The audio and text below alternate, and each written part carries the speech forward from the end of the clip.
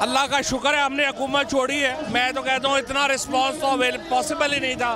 जिस किस्म का इस वक्त हमें मोहब्बत मिल रही है, मैं आपको बताऊँ बाहर निकलना मुश्किल है।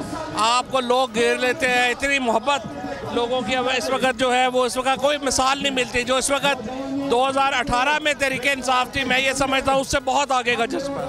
अच्छा, लोग ये कह रहे हैं हुकूमत अपने लोगों को तसल्ली दे रही है कि ये चंद दिन की बात है, ना घबराओ, जल्द से बड़े हो रहे हैं, कोई बात नहीं, ईद तक ही होगा, उसके बाद संभाल लेंगे। इस हुकूमत को अगले 2 हफ्तों में लग पता जाएगा। इनकी जमानतें ये सारी काबीना जहाँ से आई है वहाँ वापस जाएगी, यानी जेल में। अच्छा, आगे क्या आपको लगता है कि बाकी हुकूमत के पास कोई चारा नहीं है इलेक्शन के अलावा? इसके अलावा कोई चारा नहीं। देखे आप खुद ये सारी चीज़ें देखते हैं, इतना बड़ा जो एक मूवमेंट है, ये मूवमेंट इसके बगैर ख़त्म नहीं होगी। इलेक्शनों के बगैर कोई चारा नहीं। सब्सक्राइब करें और बेल दबाएं ताकि कोई खबर रह न जाए।